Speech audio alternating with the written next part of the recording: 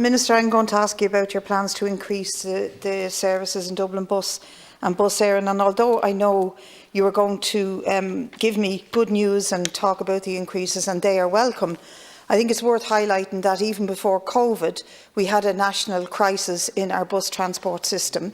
2019 saw a huge increase in the numbers using public transport, but now we are literally running to standstill and only recovering from the austerity years.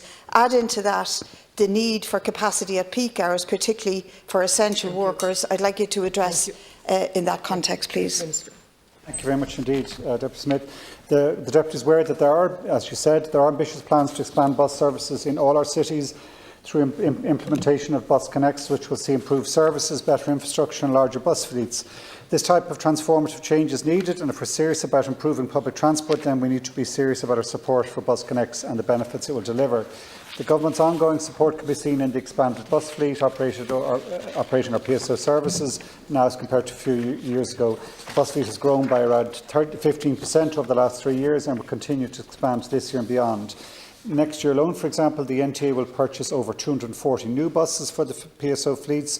These will replace older buses with newer and cleaner buses, but will also add capacity through replacing single decks with double deckers and also expand the fleet through additional buses beyond existing fleets.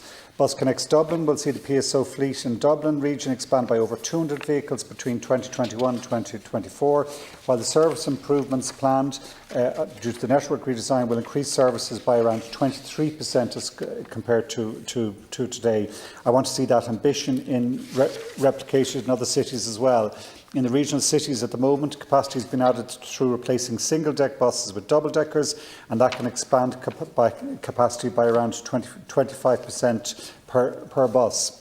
On the regional services, capacity increases are also being addressed through purchase of double-deck coaches to replace single-deck coach vehicles on various routes, which will increase capacity by around 40 to 50%. So in 2021, next year, it's expected that an additional 48 double-deck coach vehicles will be brought into operation, which will add capacity to the system across the country. Finally, in relation to buses, I would also denote the NTA's ongoing work on Connecting Ireland. This is an initiative to provide better public transport connections between villages and towns by linking them with an enhanced regional network nationwide. The NTA is commencing a two-phase consultation beginning with local authority officials and other key stakeholders on the main concepts of Connecting Ireland, which will be followed by a wider public consultation on the proposals in Q2 2021. Thank you very much, Minister. Deputy Smith. Thanks, Minister. I just want to come back on a couple of things. First of all, in relation to the ambitious plans to increase the network across the country, I think this is pretty shameful that you can say that while at the same time the NTA has actively encouraged private competition and run down Bus Éireann as a company. And the recent announcement that Bus Éireann were cancelling 3 express routes was really, that your lack of concern was astonishing, because you don't seem to understand the importance of that decision for the company's future.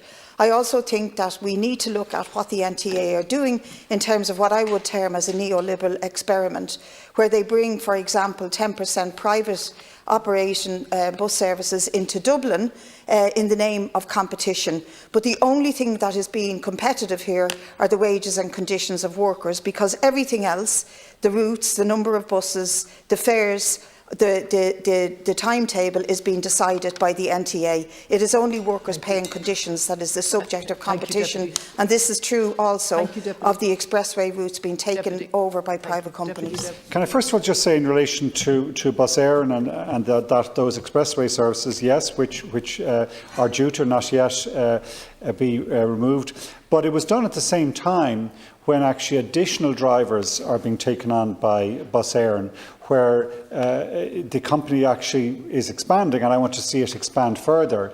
And there was a provision where new services, if my memory serves me right here now, in Meath and Louth, where there's real unmet need. So that wasn't any expression of lack of confidence in Bus Éireann, far from it. It was the company coming to us and saying they wanted to expand in these areas, and they think that deploying their resources in this way was the best way for the company to proceed. And for those towns that potentially could lose out, the likes of Care, Mitchelstown, we gave a very clear commitment that there would be PSO services put in any such instance. I believe in public transport, public service obligation services, and that gap, if any appears, will be met and closed. Thank you. Just to explain to Deputy, you will have 1 minute after Deputy Bríd Smith because they're grouped. Deputy Bríd Smith. Minute? You get a minute, yeah. Okay, just to come back on a couple of things, it's not actually the question of drivers. I am aware that Dublin Bus and Bus Éireann are recruiting. It's the actual number of buses, the physical buses that we need. And I don't see anything in your report that indicates that this is the sort of radical forward thinking that we need, given both the COVID crisis and in particular the climate crisis. We don't have an argument with our population to use public transport. They want to use public transport. The question is, can they get on it? At the moment, we're finding health workers can't get home from work or can't get to work because of the lower capacity. I understand that's a particular situation, but this will be a problem in the future. Before COVID, we had people having difficulty accessing bus services on time and with the same frequencies. And there's the question of the cost. The fares are excessive, and the fares have gone up hugely in the last few years. And really, Minister, I want to say to you that we are now only returning to the numbers in our fleet that were there before the fleet was cut in 2009. So it's not good enough, and it certainly isn't dealing with this in terms of the climate crisis in particular. Yes, we will build additional buses, provide additional buses, but the key thing here is, I believe, the Bus Connect projects. Because that project, if we can deliver it, not just in Dublin but also in Cork and Galway and Limerick and Waterford, will radically improve the service, improve the conditions and lived experience of the drivers working on the service as well. But it is the most important thing we have to get right now, in my mind, to make our bus system the cornerstone of our public transport system.